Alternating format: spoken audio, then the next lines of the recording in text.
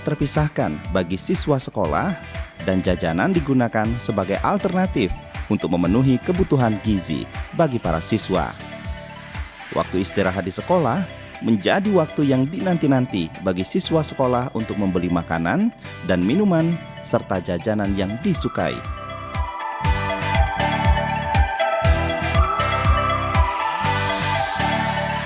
Seperti halnya murid sekolah dasar hingga SMP SMA Islam Al-Falah Jambi.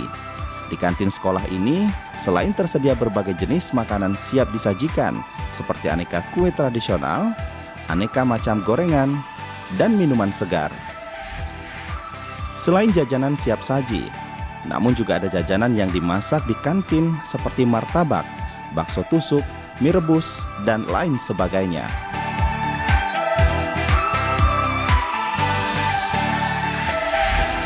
Salah satu makanan ataupun jajanan yang digemari siswa di sekolah Islam Al-Falah Jambi yang beralamatkan di Simpang Kawat, Kota Jambi ini adalah martabak mini.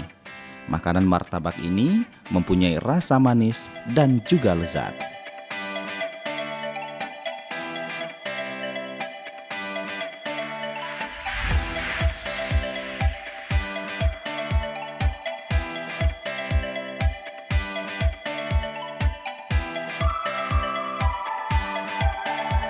Martabak mini selain sudah disajikan di meja kantin, juga dibuat di dapur kantin tersebut. Pembuatan sangat mudah, dengan bahan-bahan yang dipergunakan berupa tepung terigu 200 gram, gula pasir 8 sendok makan, telur ayam 1 butir, vanili 1,5 sendok teh, margarin 1 sendok makan,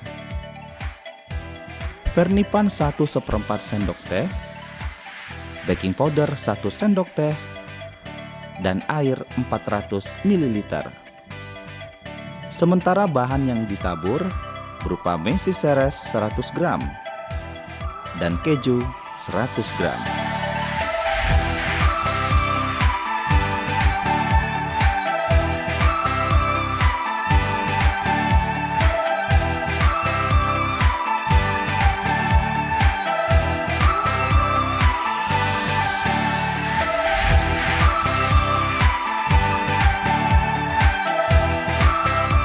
Pada proses pembuatan martabak mini diawali dengan mengocok telur ayam.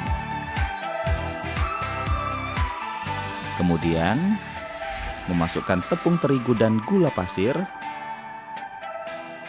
Setelah tercampur rata, ditambahkan vanili, vernipan, baking powder, dan terakhir kita tuangkan air secukupnya, sehingga menjadi suatu adonan yang siap dicetak.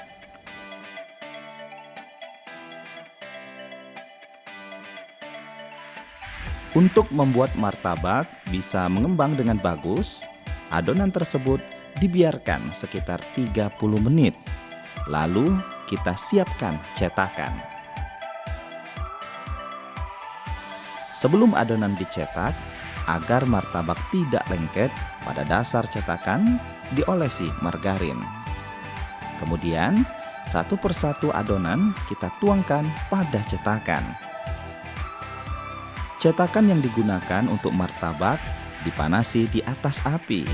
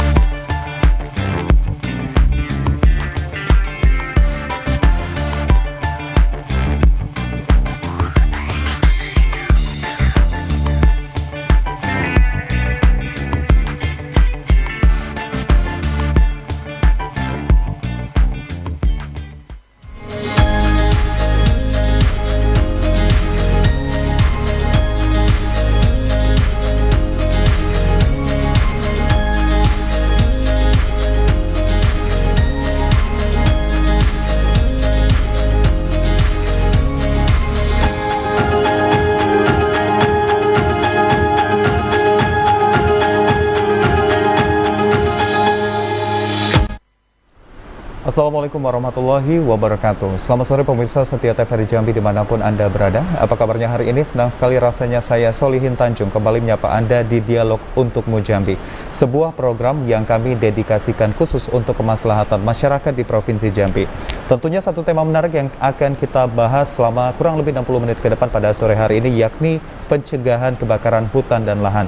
Tentunya sudah menjadi pekerjaan rumah yang masih terus dilakukan penanganannya setiap tahun hingga tahun 2021 ini, dan berbagai penanganan telah dilakukan oleh pemerintah untuk dapat mencegah terjadinya kebakaran hutan dan lahan.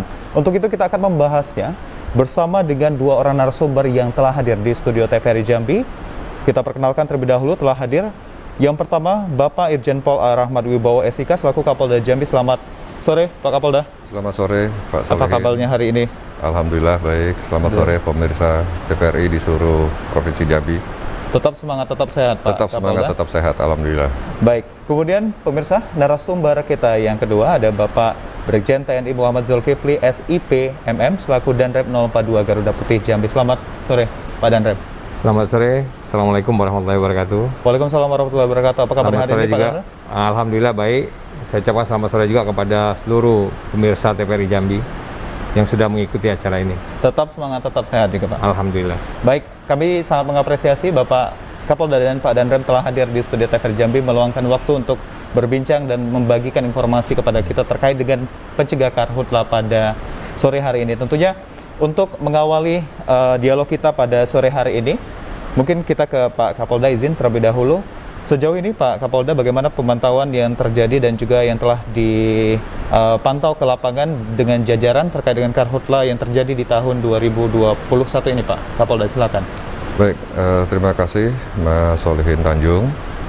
Selamat sore seluruh pemirsa TVRI Jambi. Selama tahun 2020 ini, sejak bulan Januari sampai akhir bulan Maret ini, sudah terpantau ada 43 titik api. Luas lahan yang terbakar itu ada kurang lebih 89 hektar. Itu hampir di semua kabupaten kota, termasuk di kota Jambi juga pernah terjadi kebakaran lahan sebesar 1 hektar, itu di tempat pemakaman. Itu kemungkinan karena ada orang yang membakar, tapi kemudian apinya membesar. Tapi syukur alhamdulillah karena itu kejadiannya di kota, sehingga mobil pemadam kebakaran bisa menjangkau. Kebakaran yang agak besar terjadi pada awal bulan Maret kemarin, itu di Sadu, di desa Sungai Sayang, kurang lebih 10 hektar. Dan karena yang terbakar itu lahan gambut, maka cukup lama pemadamannya, hampir kurang lebih 5 hari. Kita bersama-sama dengan TNI, bersama dengan masyarakat, BPBD, menggunakan segala potensi yang kita miliki, alhamdulillah itu bisa padam. Dan untuk kebakaran yang terbesar selama 5 tahun terakhir, sebagaimana kita ketahui tahun 2015 itu ada kurang lebih 3.500 titik api. Ya. Kemudian tahun 2019 itu ada 7.300 titik api. Jumlah kerugiannya juga paling banyak tahun 2019. Itu dari perhitungan berbagai macam penelitian, selain juga pengaruh sosial kepada masyarakat, kesehatan, yang menimbulkan infeksi saluran pernafasan akut. Kurang lebih ada 63.000 orang yang terdampak, sehingga sesuai dengan atensi Bapak Presiden, untuk tahun 2020 ini, walaupun perkiraan cuacanya kita kurang lebih sama dengan tahun 2020 ya, 2021 ini hampir sama dengan tahun 2020, yaitu kemarau basah, tetapi saya bersama Pak Danrem tetap melakukan upaya-upaya pencegahan semaksimal mungkin. Baik, berarti sudah banyak penanganan yang dilakukan dari pihak kepolisian sendiri untuk bisa mencegah terjadi karhutla dan juga mengendalikan bila terjadi karhutla seperti itu Pak Kapolda. Mungkin kita ke Pak Dan, mungkin melihat pemantauan sejauh ini di tahun 2021 ini baru hingga bulan Maret, karena jika data yang kita miliki dari KLHK sendiri, jika dibandingkan pada periode Januari hingga Februari 2021 dan tahun lalu, jika dibandingkan 2020 itu terjadi penurunan 51%. Seperti apa Bapak melihatnya Pak Dan? Silakan. Kondisi ini kita lihat memang sekarang masih cuaca cukup bersahabat dengan kita. Itu yang pertama. Kemudian yang kedua, evaluasi yang sudah kita laksanakan di tahun 2020 itu menjadi acuan kita bergerak di tahun 2021. Ada beberapa kegiatan real yang sudah kita laksanakan di lapangan. Sebagai contoh dari Babinsa, Babinkamtibmas kita di lapangan, pokoknya begitu ada asap gitu yang membumbung, itu berarti sudah harus dilaksanakan pemadaman. Jadi kita tidak lagi melaksanakan siaga api, tetapi sudah mulai siaga asap namanya. Nah, sehingga upaya-upaya preventif yang kita lakukan ini kita harapkan membuahkan hasil. Dan pengalaman kita di tahun 2015 dan di 2019 yang tidak mengenakan itu, menurut saya itu menjadi pelajaran penting bagi kita, bahwa kita dan masyarakat, TNI, Polri bersama masyarakat dan perusahaan yang ada di Provinsi Jambi ini ada kewajiban kita untuk sama-sama menjaga. Tadi data-data sudah disampaikan oleh Pak Kapolda bagaimana sampai dengan April memasuki akhir Maret ini sudah cukup banyak kejadian kebakaran ya. Walaupun jumlahnya secara luasan kan masih yang besar 10 hektar. Mungkin itu Mas dari saya. Baik, mungkin kalau terkait dengan status siaga darurat Karhutla yang akan ditetapkan hingga Oktober 2021 mendatang, Bapak menilainya bagaimana Pak? Itu langkah tepat yang sudah dibuat oleh pemerintah Provinsi Jambi ya. Itu kan sudah dikoordinasikan juga dengan saya, dengan Pak Kapolda, sehingga provinsi, Ibu Gubernur sudah menetapkan bahwa kita masuk dalam siaga darurat bencana Karhutla ini. Itu menjadi poin penting ya untuk kita bergerak ke depan, menjadi dasar kita, kemudian kita bisa mengajukan keperluan heli dan lain sebagainya, kemudian memasukkan pasukan lebih cepat, kemudian antisipasi juga lebih bagus. Menurut saya itu langkah tepat yang sudah diberikan oleh provinsi ya, untuk mengantisipasi terjadinya kebakaran di tahun 2021 ini. Bisa melakukan antisipasi dan juga berbagai persiapan tentunya seperti itu Pak Danrem. Mungkin kita ke Pak Kapolda. Terkait dengan status siaga darurat Karhutla yang ditetapkan hingga Oktober 2021 mendatang Pak, dari kepolisian sendiri yang tentunya juga bersinergi dengan TNI, upaya ataupun pencegahan yang dilakukan dan juga mungkin yang dilakukan di lapangan seperti apa Pak untuk 3 mungkin daerah titik rawan seperti Kabupaten Muaro Jambi, Tajabtim dan juga Tanja Pak? Ya, saya rasa ini suatu keputusan yang sudah sangat tepat. Ibu pejabat gubernur sudah memutuskan meningkatkan status berdasarkan masukan dari 2 kabupaten, dari Tanjabtim dengan Muaro Jambi kalau tidak salah. Dengan adanya status siaga darurat ini, pemerintah daerah Provinsi Jambi bersama seluruh stakeholder bisa lebih fleksibel untuk bergerak dibanding sebelum ditetapkannya status siaga darurat. Kita mengetahui bahwa saya bersama Pak Danrem, TNI dan Polri itu tidak bisa bekerja sendiri. Kita harus didukung oleh semua stakeholder.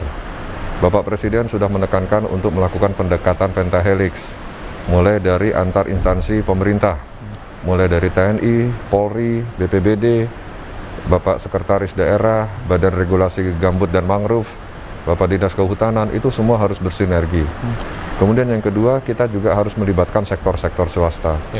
Pak Danrem sudah menginisiasi dan ini sudah sesuai dengan ketentuan peraturan Kepala BNPB, bahwa perusahaan-perusahaan itu harus dibentuk klaster. Itu sudah diinisiasi dan sudah dibentuk. Kemudian yang ketiga, kita juga melibatkan peran serta masyarakat. Di Tanjung Jabung Barat itu peran serta masyarakatnya cukup aktif, cukup bagus.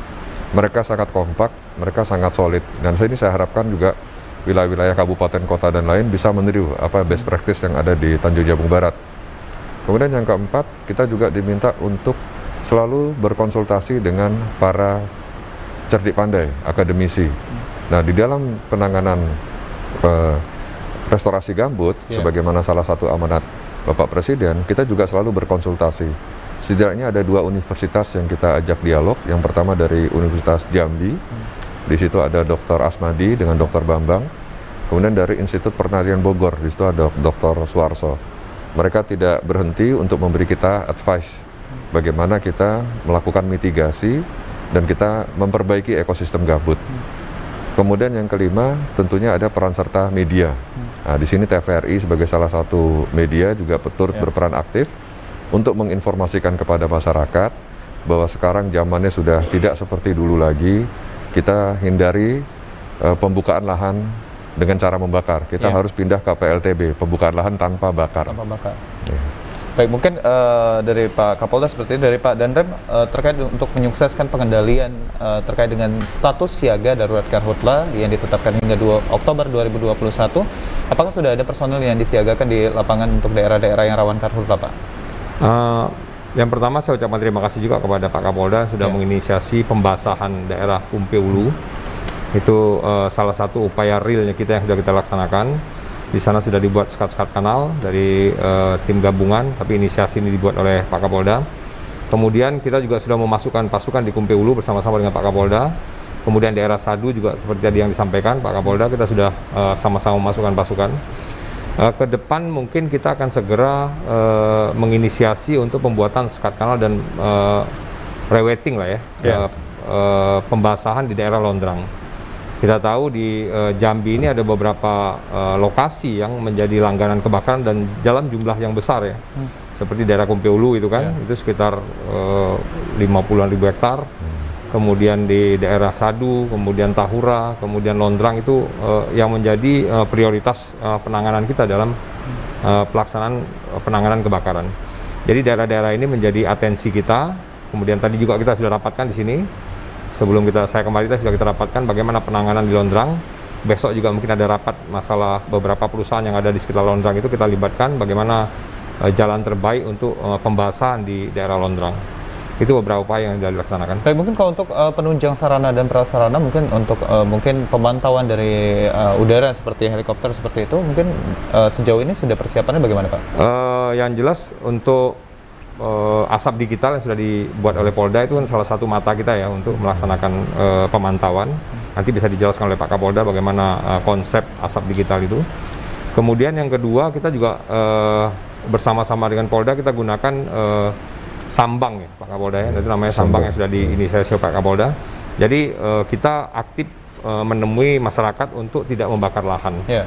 Karena kita tahu sesuai dengan instruksi Bapak Presiden bahwa 99% kebakaran di Indonesia ini disebabkan oleh ulah manusia.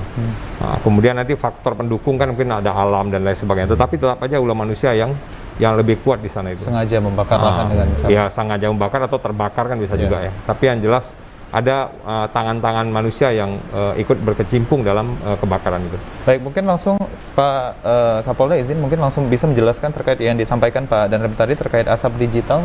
Seperti apa Pak? Mungkin bisa dijelaskan kepada masyarakat dan juga pemirsa di rumah. Ya, jadi sesuai dengan atensi Bapak Presiden, kita harus memprioritaskan upaya pencegahan. Itu kita membagi dari beberapa kegiatan. Yang pertama adalah kegiatan preemptif atau preemption. Di situ kita menghilangkan segala bentuk potensi yang bisa menimbulkan terjadinya api. Seperti contohnya pembalak liar.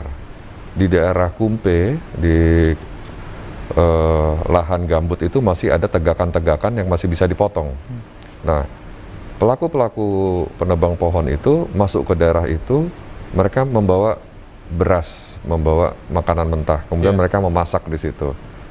Ketika patroli lewat, mereka melarikan diri, apinya masih nyala. Nah, itu menjadikan salah satu potensi kebakaran. Jadi kita bersama-sama melaksanakan patroli untuk mengosongkan tempat-tempat itu. Dan untuk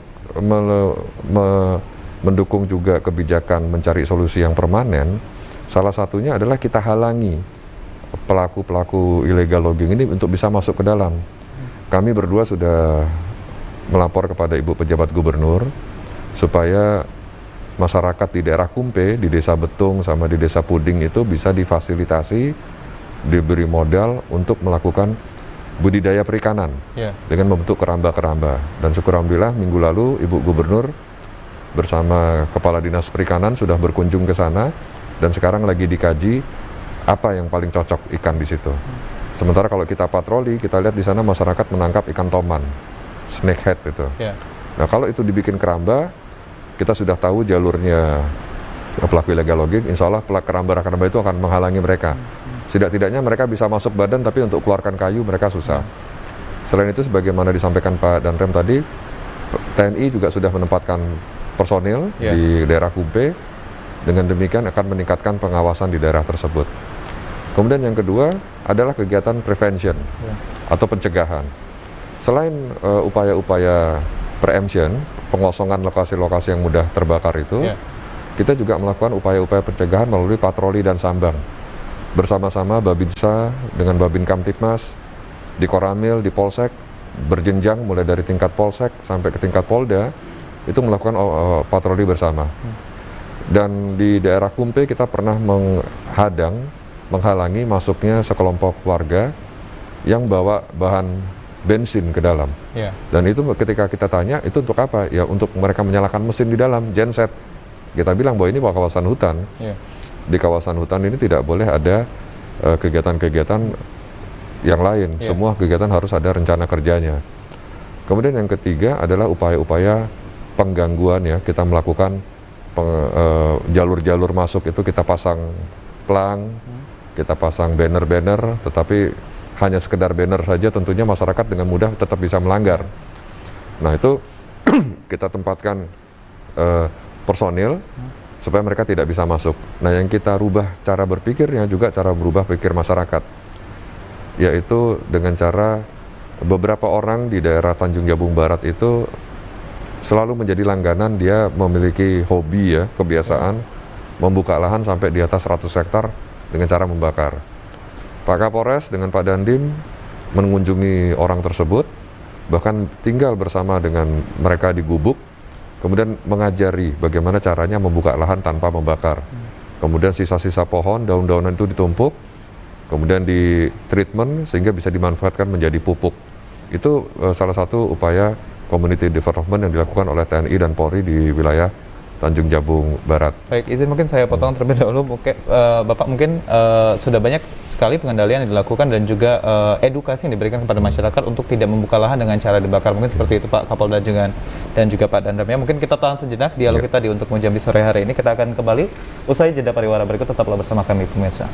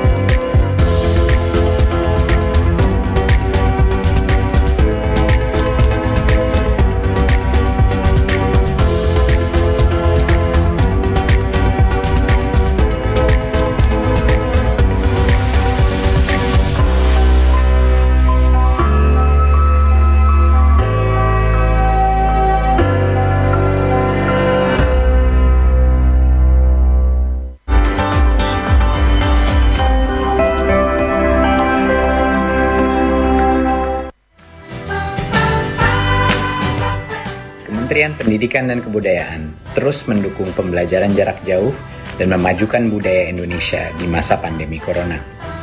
Saksikan program Belajar dari Rumah setiap Senin sampai Minggu untuk semua jenjang pendidikan, guru dan orang tua hanya di TVRI. Marilah kita bersama-sama belajar dari rumah.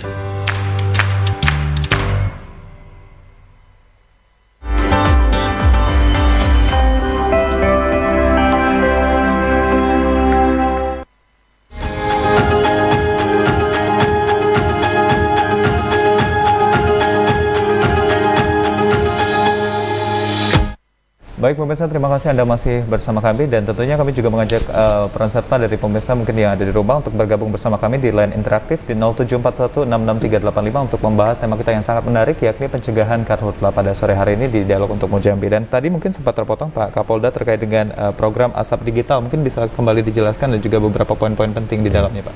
Jadi ASAP Digital ini diinisiasi oleh Irjen Pol Firman Setiabudi ketika beliau menjabat sebagai Kapolda Jambi tahun 2020 lalu. Ya. Aplikasi ini diapresiasi di tingkat nasional, bahkan rencananya akan dimasukkan ke dalam program prioritas 100 hari Kapolri. Rencananya akan disebar sampai 30 CCTV. Saat ini kita baru ada 10 sampai 11 CCTV dan itu perlu partisipasi dari perusahaan-perusahaan perkebunan untuk bersama-sama membiayai ASAP Digital itu. Karena untuk Polri sendiri tidak ada biaya khusus untuk ASAP Digital. Manfaatnya bisa dimanfaatkan oleh banyak stakeholder, dari BPBD, dari Korem, dari Pemda, itu bisa mengakses ASAP Digital. Beberapa penampilan yang bisa ditampilkan di ASAP Digital itu yang pertama adalah titik hotspot. Kita bekerja sama dengan satelit 8, kemudian dia akan memberikan titik-titik wilayah-wilayah yang dideteksi ada panas di situ. Kemudian yang kedua, juga ada aplikasi untuk mengetahui posisi personil, baik TNI, Polri, BPBD, Dinas Kehutanan, yang sudah mendownload aplikasi tersebut. Ketika dia sedang melaksanakan tugas dan menghidupkan aplikasi itu, terlihat posisi secara pinpoint dia ada di mana. Kemudian yang ketiga, ketika termonitor asap melalui CCTV, orang yang terdekat itu bisa dihubungi juga menggunakan aplikasi itu dan bisa menampilkan video. Jadi operator di command center bisa melihat secara real time. Kalau dia melalui CCTV dia melihat dari ketinggian, tetapi ketika ada personil yang sudah mendekat dan kebetulan dia berada di dalam jangkauan sinyal handphone, dia bisa mengirimkan video. Itu salah satu beberapa fasilitas yang ada di aplikasi dari ASAP Digital, Pak. Ya. Mungkin kalau untuk masyarakat sendiri apakah bisa mengakses? Sementara belum. Bebas? Sementara belum. Jadi ini hanya untuk petugas saja, TNI, Polri, BPBD, Dinas Kehutanan. Untuk menjalin sinergi juga seperti itu, Pak. Ya. Ini hanya untuk petugas supaya cepat datang ke TKP. Baik. Dari Pak Danda mungkin di segmen kedua ini mungkin terkait dengan program-program yang sudah dilakukan oleh TNI dalam upaya pencegahan karhutla di Provinsi Jambi sendiri, seperti apa Pak mungkin yang bisa disampaikan? Seperti tadi yang saya sampaikan, ada beberapa kegiatan utama yang sudah kita laksanakan. Yang pertama, minggu lalu kita sudah melaksanakan latihan gabungan pencegahan kebakaran hutan. Ini sebagai wujud dari aplikasi pelaksanaan penetapan siaga yang sudah ditetapkan oleh Pak Ibu Gubernur. Itu menjadi atensi kita untuk melaksanakan latihan, itu yang pertama. Kemudian yang kedua, seperti yang tadi disampaikan oleh Pak Kapolda, kita sudah melaksanakan pembasahan sekatan kanal di daerah Kumpe. Kemudian yang kedua nanti sekat kanal lagi nanti di daerah Londrang. Kemudian penjagaan di daerah Sadu. Kemudian nanti dalam waktu dekat kita juga akan melihat nanti bagaimana kondisi real di Tahura. Sehingga kita lihat 4 besar atau 5 besar ini menjadi atensi kita untuk melaksanakan penanganan kebakaran. Pengalaman kita di tahun 2015 dan 2019 itu menjadi titik awal kita bergerak, bahwa pusat-pusat yang saya sebutkan tadi ini berpotensi kalau terbakar maka akan menyebabkan penderitaan bagi masyarakat. Nah, kita juga mengharapkan kita nggak bisa bekerja sendiri, seperti yang disampaikan oleh Pak Kapolda tadi. Kita perlu dukungan dari masyarakat secara real, tidak lagi membakar hutan, tidak lagi membakar lahan dengan buka lahan dengan membakar. Kemudian kita juga perlu dukungan dari perusahaan. Nah, kita ketahui sekarang ini bahwa sumber-sumber titik api itu kan kita dapatkan dari berbagai sumber lah. Yang pertama itu seperti yang dikatakan Pak Kapolda tadi, kita dapatkan dari ASAP Digital. Ada beberapa temuan yang sudah dipantau oleh ASAP Digital secara langsung. Kemudian pelaporan dari masyarakat, kita juga mengucapkan terima kasih karena banyak masyarakat yang telah berperan aktif dalam penanganan kebakaran ini. Termasuk melaporkan sumber-sumber api, kan itu kan peran masyarakat. Kemudian yang ketiga, dari aparat sendiri kita juga mendapatkan informasi. Kemudian yang keempat kita dapatkan dari titik hotspot ya, yang dipantau dari satelit ya. Itu beberapa sumber-sumber kita yang dapat kita gunakan sebagai pengejar titik-titik api itu. Berarti pasti setelah itu ada pengendalian dan juga upaya yang dilakukan ke lapangan seperti itu ya. Kalau misalnya kita lihat memprediksi sekarang ini, kemungkinan di Jambi kemarau akan kita mulai di bulan Juni, Juni, Juli, Agustus. Tapi siaga kita kan sampai bulan Oktober. Tapi di bulan 5 kemungkinan curah hujan sudah akan turun. Kalau sekarang kan bulan 3, bulan 4 ini masih ada curah hujan ya. Tapi setelah itu akan mulai menurun. Itu prediksi yang dibuat oleh BMKG. Jadi kita harapkan kepada seluruh masyarakat, harapan kita adalah berpartisipasi aktif ya dalam penanganan kebakaran ini. Karena kita tidak menginginkan dua pengalaman di tahun 2015 dan 2019 itu terulang kembali di Provinsi Jambi ini. Itu harapan kita ya. Tapi yakinlah bahwa kita tidak mampu bekerja sendiri. TNI, Polri, kemudian pemerintah daerah, BPBD dan lain sebagainya, kita nggak mampu bekerja sendiri. Kita perlu dukungan real dari masyarakat dalam bentuk kewaspadaan, kemudian tidak lagi sembarangan membakar, tidak lagi membuang puntung rokok sembarangan. Seperti kejadian di Sadu itu yang terbakar 10 hektar yang disampaikan oleh Pak Kapolda, itu diawali dari membuang puntung rokok sembarangan, sehingga mengakibatkan 10 hektar terbakar. Nah, memang kelihatannya kecil, tetapi kan kalau misalnya berdampak jadi luar biasa. Jadi apapun kaitannya dengan api, menurut saya sudah sudah harus menjadi barang yang tidak boleh sembarangan digunakan. Itu Baik, harapan kalau saya. untuk edukasi sendiri yang diberikan kepada masyarakat, apakah berbeda untuk masyarakat yang mungkin tinggal di daerah yang potensi kebakarannya lebih tinggi seperti mungkin di daerah gambut seperti itu Pak dari TNI? Sebenarnya kalau gelaran kita, Mas, gelaran kita kan sudah sampai dengan tingkat desa ya, baik dari gelaran dari saya, sampai dengan Babinsa, Babinkamtibmas, Lurah kan, kita gelarannya kan sudah sampai tingkat desa itu. Ya. Jadi di semua tempat edukasi ini pasti kita laksanakan. Ya. Memang ada beberapa daerah yang secara kultur itu memang penyebab terjadi kebakaran itu menjadi atensi yang agak berlebih dari kita. Ya. Tetapi kalau secara umum semua pasti sudah kita buat. Kalau misalnya kita jalan sekarang ini kita lihat kan sudah terlalu banyak poster yang diberikan untuk pencegahan kebakaran itu. Itu salah satu upaya real yang dilaksanakan untuk mencegah terjadi kebakaran. Tapi kalau masyarakatnya tidak mematuhi, masyarakat tidak mendukung, kita juga akan sulit mencegah kebakaran di provinsi ini. Seperti itu Pak ya. Baik-baik. Mungkin kita ke Pak Kapolda lagi. Dari pihak polisian dan juga TNI sudah sangat sering berkoordinasi dengan para peneliti seperti itu untuk membahas terkait dengan kejadian kebakaran hutan dan lahan. Mungkin kita melihat bahwa karhutla ini setiap tahun terjadi, namun ada penurunan seperti itu Pak. Nah, dalam sampaian ataupun 6 arahan yang disampaikan oleh Presiden pada saat Rakornas pengendalian karhutla pada bulan Februari lalu, ada salah satu poin penting yakni solusi yang permanen yang diharapkan oleh masyarakat untuk bisa mencegah terjadinya karhutla. Kami mungkin kita akan membahasnya Pak Kapolda dan Rem usai jeda pariwara berikut. Tetaplah bersama kami pemirsa di Dialog untuk Jambi.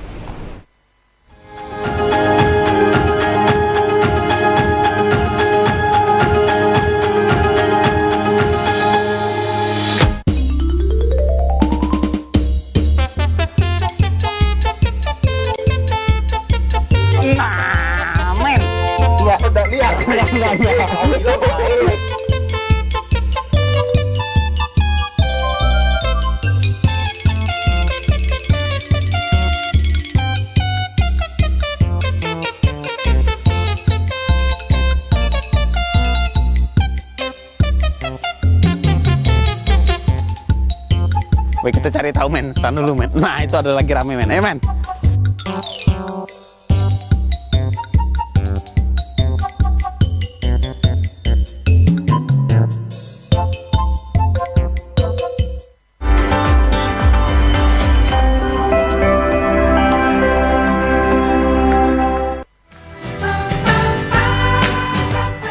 Kementerian Pendidikan dan Kebudayaan terus mendukung pembelajaran jarak jauh dan memajukan budaya Indonesia di masa pandemi Corona. Saksikan program Belajar dari Rumah setiap Senin sampai Minggu untuk semua jenjang pendidikan, guru, dan orang tua hanya di TVRI. Marilah kita bersama-sama belajar dari rumah.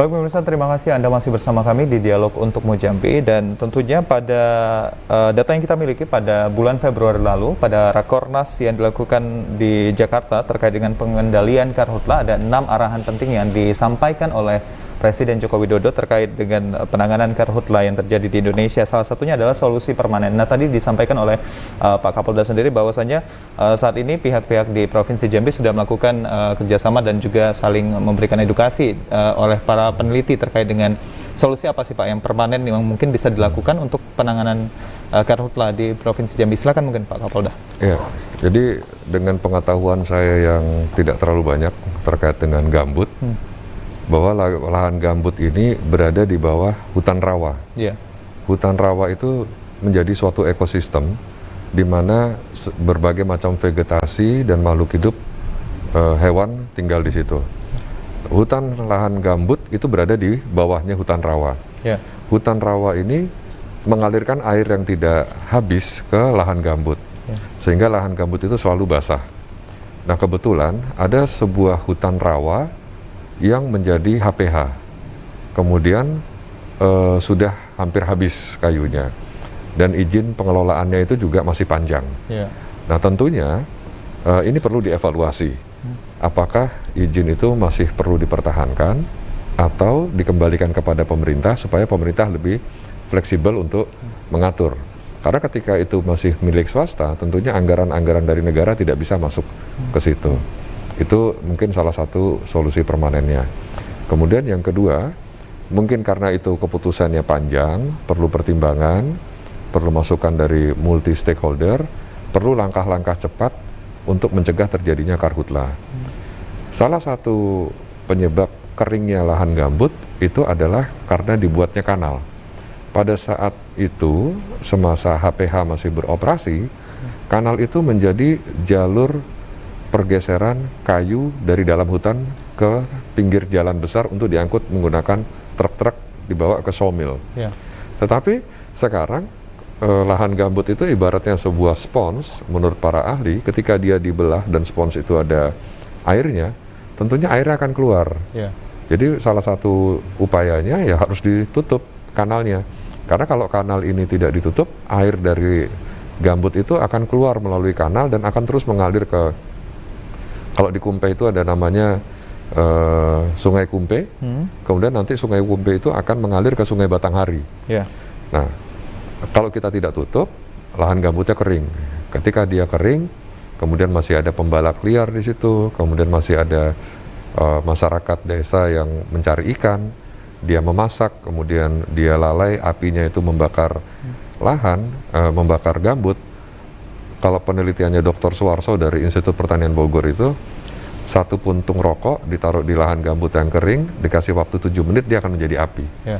Dan itu akan menjadi api yang cukup besar. Jadi kalau menurut saya, solusi yang permanen itu kita pertimbangkan lagi, karena toh perusahaan-perusahaan itu juga sudah tidak berproduksi di situ, kemudian dievaluasi, bagaimana kewajiban-kewajibannya dilunasi, kemudian pemerintah mengambil keputusan untuk dirawat kembali. Apakah mau dihutankan kembali, atau mau dibikin sebagai tempat budidaya untuk meningkatkan kesejahteraan masyarakat setempat, atau keperluan yang lain, itu yang penting di situ harus ada yang ngurus.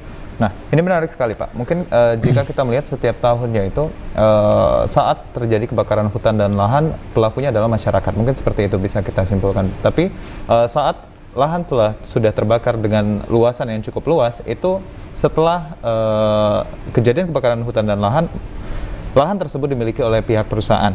Itu Bapak sendiri melihatnya bagaimana Pak Kapolda? Tahun 2019 itu ada kasus kebakaran hutan. Dan sudah ada tersangkanya, dan sudah dikirim ke kejaksaan untuk diajukan dakwaan ke pengadilan, dan itu tersangkanya adalah korporasi. Nah, sementara tindakan tegas itu mudah-mudahan ke depan tidak ada lagi, karena memang kayunya sudah tidak ada. Kalau mereka mau mengambil kayu yang jumlahnya mungkin kurang dari 10% ya, itu harus menggunakan effort yang tinggi karena kayunya jauh dari tepi jalan, dia harus masuk ke dalam, kemudian dia harus membangun rel atau memanfaatkan kanal lagi. Kalau memanfaatkan kanal lagi, jebol lagi nanti kanalnya, nanti airnya keluar habis gitu. Jadi kita harapkan ke depan sudah tidak ada lagi korporasi-korporasi, terutama pemegang HPH yang melakukan pembalakan atau pemotongan baik legal maupun ilegal yang menyebabkan timbulnya api. Selain itu juga masyarakat. Nah, perbatasan Provinsi Jambi dengan Sumatera Selatan, terutama di sisi timur Provinsi Jambi ini, perbatasannya adalah perbatasan darat, sehingga masyarakat dengan mudah melintas. Nah, dalam waktu dekat saya dengan Pak Danrem, kita sedang mengumpulkan data, kita akan berkoordinasi juga dengan Panglima Kodam dan Kapolda Sumatera Selatan, supaya kita sama-sama menjaga perbatasan. Walaupun masih panjang, kalau kita lihat curah hujan tahunan itu, mulai berkurang sekitar bulan Mei, Juni, Juli, Agustus, itulah paling panjang sampai Oktober. Sekarang kita sudah memasuki bulan April, ya kita sudah mulai persiapan dari sekarang. Kita sama-sama melakukan upaya preemption, kita melakukan upaya pengosongan. Jadi masyarakat di wilayah Sumatera Selatan, kita minta tolong kepada wilayah Polda Sumsel untuk dibina, untuk wilayah Jambi kita yang membina. Dan siapa yang berpotensi? Dua-duanya berpotensi. Berpotensi dua-duanya, seperti itu. Baik, mungkin dalam melakukan pencegahan dan juga pengendalian karhutla, Pak Danrem, mungkin pasti banyak sinergitas yang dilakukan mungkin dengan selain tim Satgas Karhutla, namun juga ada BMKG dan juga BPBD. Kalau di lapangan sendiri mungkin sinergitas yang dibangun untuk bisa menyelaraskan pengendalian karhutla di Provinsi Jambi sendiri bagaimana Pak Dan? Sebelum saya menjawab, tadi Pak Kapolda sudah membahas bagaimana kesiapan kita di daerah Kumpe ya, yang dikuasai 2 HPH. Saya coba mengulas sedikit masalah Londrang. Kalau solusi permanen terkait dengan Londrang itu luasnya sekitar 18.000 hektar. 18.000 hektar, kemudian tahun 97 terbakar pertama, tahun 2015 terbakar, 2019 terbakar, sudah 3 kali terbakar. Dan setiap kebakar itu, dia luasnya itu mencapai lebih dari 80%, sehingga tegakannya tinggal 1-2% saja. Nah, bisa kita bayangkan kalau seandainya dia kena panas itu kan ada 3 dia yang menyebabkan kekeringan air itu, di luar dari kanal yang sudah disampaikan oleh Pak Kapolda tadi. Yang pertama itu dia masuk ke dalam tanah, dalam bentuk infiltrasi namanya. Air itu masuk ke dalam tanah. Kemudian yang kedua itu diserap oleh tumbuhan, tanaman. Yang ketiga itu penguapan. Nah, 3 ini menjadi satu kesatuan. Kalau lahan itu terbuka, dari ahli pendapatnya bisa sampai 5 sampai dengan 5 cm sampai dengan 7 cm turunnya permukaan air pada saat terjadinya musim kemarau itu, kalau dia lahan terbuka ya.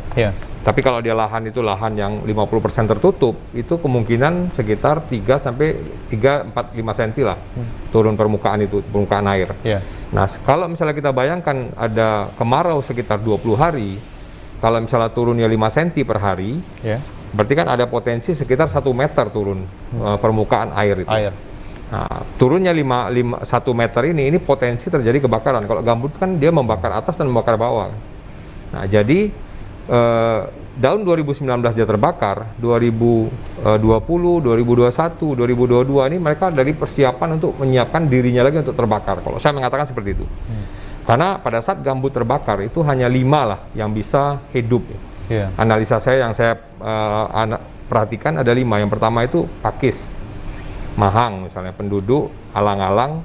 Kemudian yang kedua, yang kelima akasia lah yang bisa tumbuh, mungkin dibawa burung atau memang sudah ada dari awal di situ. Nah, pohon-pohon inilah yang tumbuh ya pada saat habisnya kebakaran. Bisa kita bayangkan pada saat posisi 3 tahun, 4 tahun atau 5 tahun itu sudah seberapa tebal dia. Sehingga ini menjadi bahan bakar untuk siap dibakar lagi. Nah, tinggal nunggu pemicu itu mungkin panas yang cukup ekstrim, atau yang kedua ada tangan manusia yang mengeluarkan jentik api di situ. Nah, sehingga menjadi potensi terjadinya kebakaran. Jadi menurut saya solusi permanen yang bisa dibuat adalah bahwa lahan-lahan itu tidak bisa lagi dibiarkan. Lahan-lahan itu harus dikelola. Lahan-lahan itu harus dijaga. Jaga 24 jam, dikelola secara maksimal sehingga bisa menghasilkan secara ekonomi. Kalau dia bisa menghasilkan secara ekonomi, dia berpotensi untuk menjaga dirinya sendiri. Jadi kalau dia menjaga badannya itu setelah ada potensi ekonomi yang bisa dihasilkan sama dia. Nah, kalau menurut saya Londrang setelah 3 kali terbakar, menurut saya sudah harus dicari solusi yang lebih permanen itu. Baik yang disiapkan oleh Ibu Gubernur maupun yang disiapkan oleh LHK. Sehingga lahan itu tidak lagi lahan yang dibiarkan terbengkalai di sana. Karena kalau dibiarkan terbengkalai, saya meyakini bahwa akan terjadi sesuatu kebakaran lagi di kemudian hari. Kalau seandainya tidak ada upaya-upaya yang lebih real lah terkait dengan lahan itu. Kemudian menjawab pertanyaan Mas tadi, saya berbahagia di Jambi. Yang jelas kita semua, saya hadir dan Pak Kapolda hadir di sini menunjukkan bahwa kita serius menangani ini.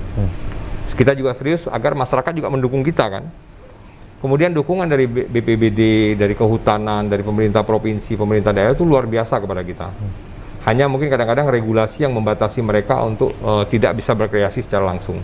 Ataupun dukungannya belum maksimal lah. Tapi kalau tingkat koordinasi dan lain sebagainya menurut saya sudah oke lah kita laksanakan di Jambi ini. Upaya-upaya ini kita harapkan ya menghasilkanlah sesuatu dengan turunnya kebakaran di provinsi ini. Itu harapan kita ya.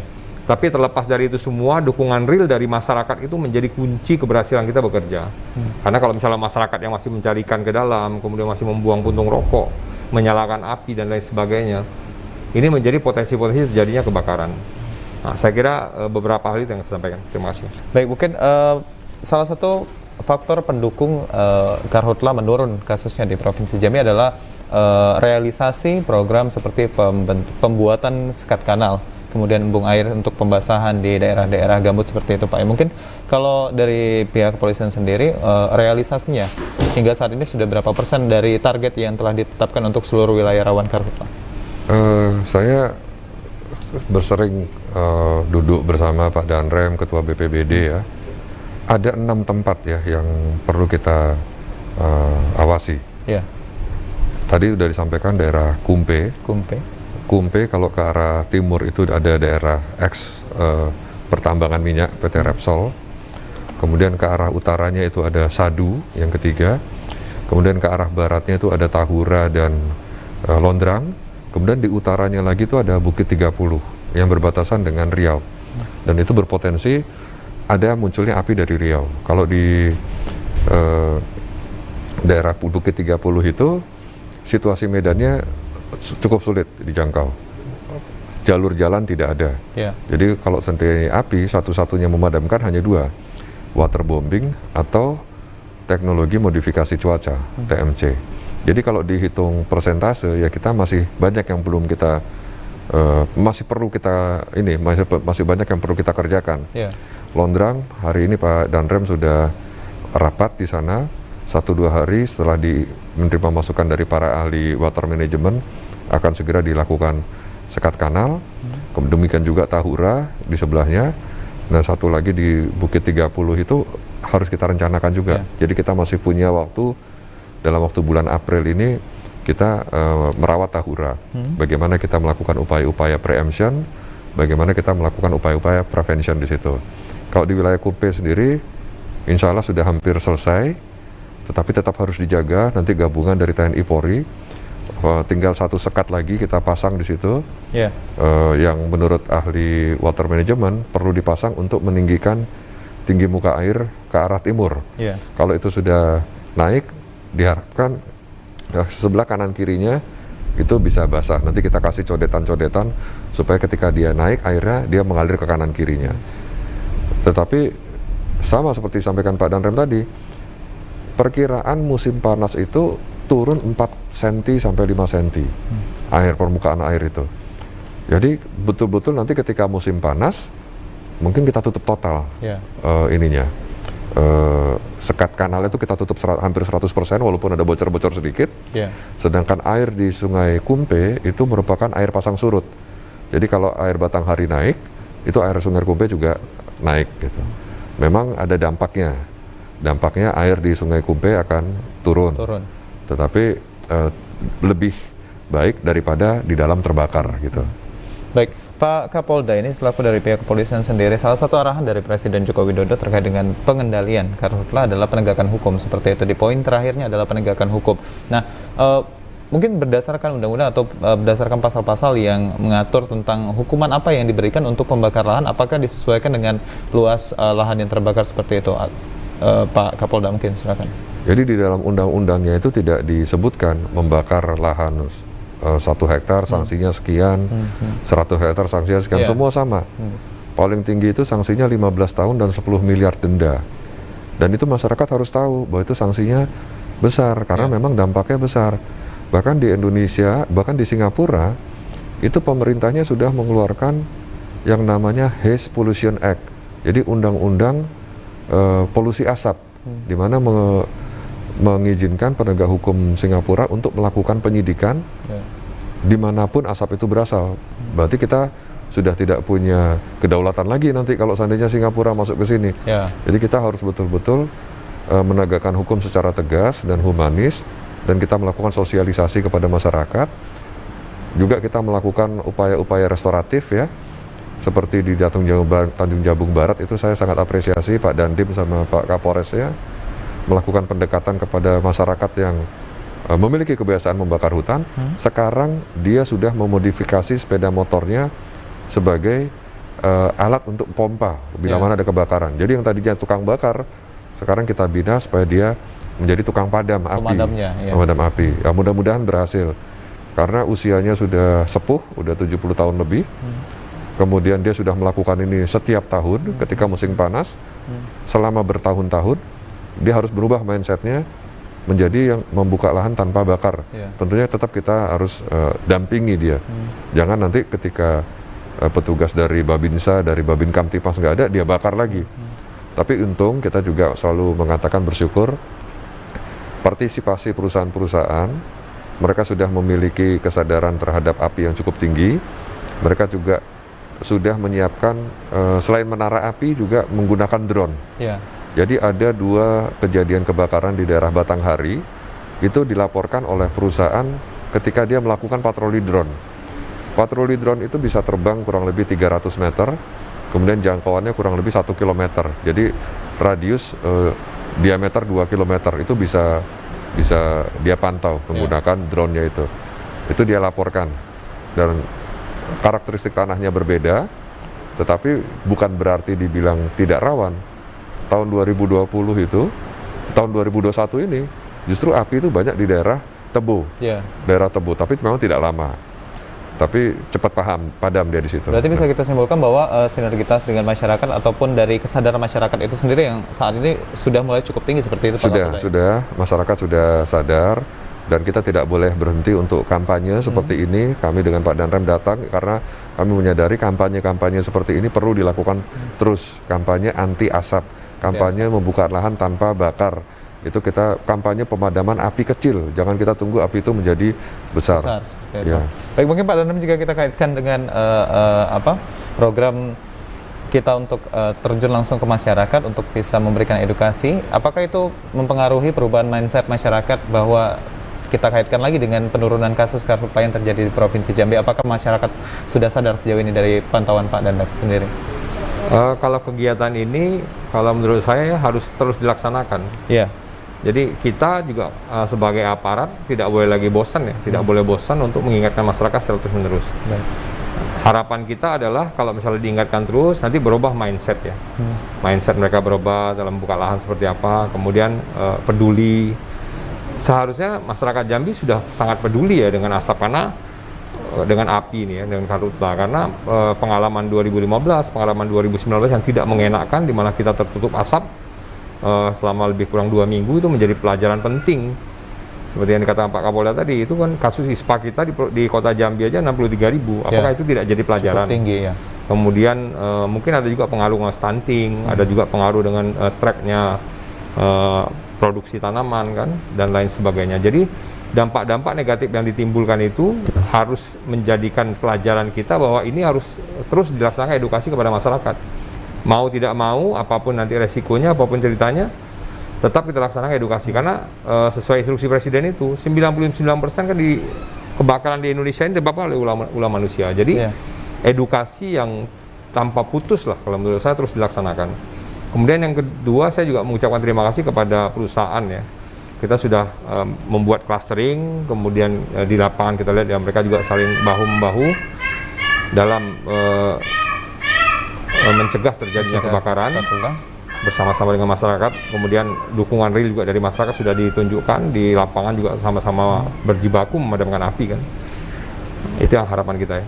Berarti edukasi, evaluasi yang diambil dari masyarakat itu sangat penting untuk bisa membuat program yang lebih nyata di tahun-tahun yang akan datang seperti itu mungkin. Baik, mungkin kita Pak Kapolda, mungkin kita sedikit menyampingkan tema kita terkait dengan karhutla. Mungkin sebentar lagi kita beberapa masyarakat menyambut perayaan wafatnya Isa Al-Masih seperti itu. Mungkin saat ini masih menjadi isu nasional, isu publik bahwa kondusivitas sangat harus dijaga dan ditekankan di Provinsi Jambi. Bapak sendiri melihatnya bagaimana untuk menjaga dari pihak kepolisian sendiri di Provinsi Jambi, Pak? Ya, kita belajar dari kejadian kemarin hari Minggu di Makassar, dan itu sudah diumumkan oleh Bapak Kapolri bahwa itu serangan dilakukan oleh sekelompok teroris, dan teroris ini memiliki suatu karakter yang cukup unik, di mana mereka memiliki kalau kita punya media sosial, mereka punya dark sosial, artinya mereka bersosialisasi di dalam suatu ekosistem yang tidak bisa terpantau. Dan kami bersama-sama dengan Pak Danrem, Pak Kabinda juga sudah memantau beberapa kerawanan-kerawanan yang ada di Jambi. Tetap kita menghimbau kepada masyarakat untuk tetap waspada dan melaporkan dengan cepat bila mana ada anomali, ada keanehan-keanehan tingkah laku, kemudian perbuatan-perbuatan yang mencurigakan kepada aparat terdekat. Selain itu, kita juga meningkatkan pengamanan.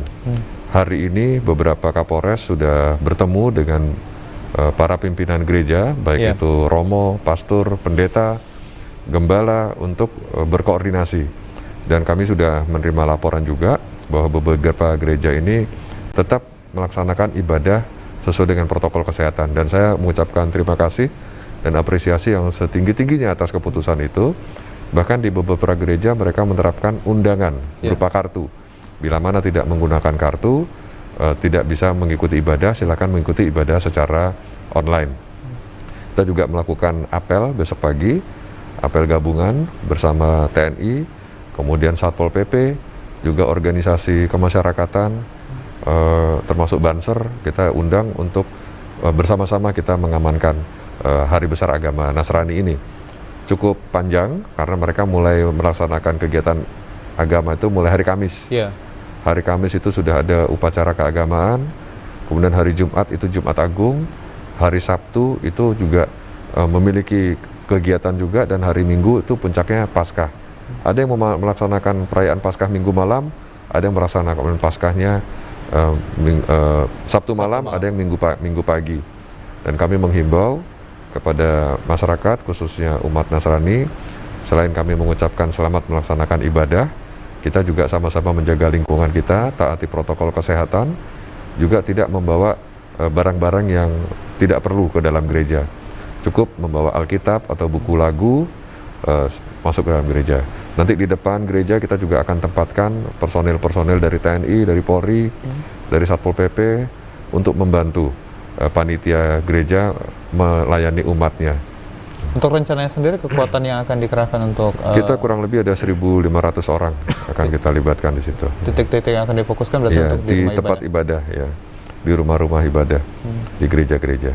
Kalau dari Dandam sendiri melihat kita dukung kegiatan yang sudah dibuat oleh Polda.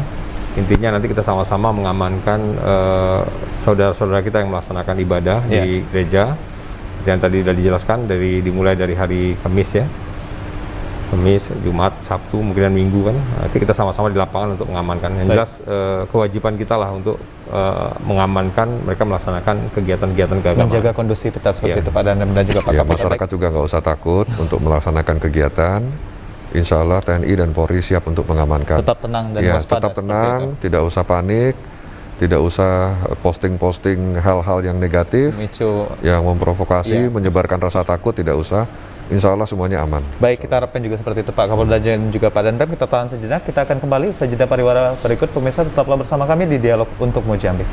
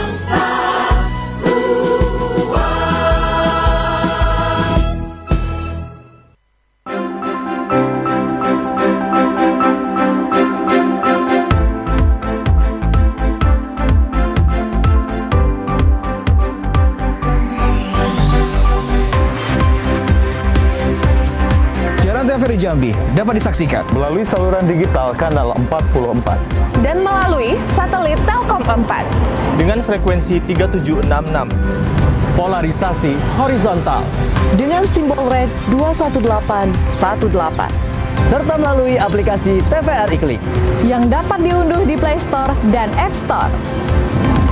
Streaming di YouTube, Facebook TVRI Jambi. Informasi aktual seputar Provinsi Jambi. Kami rangkum dalam Jambi hari ini. TVRI Jambi. Media pemersatu bangsa.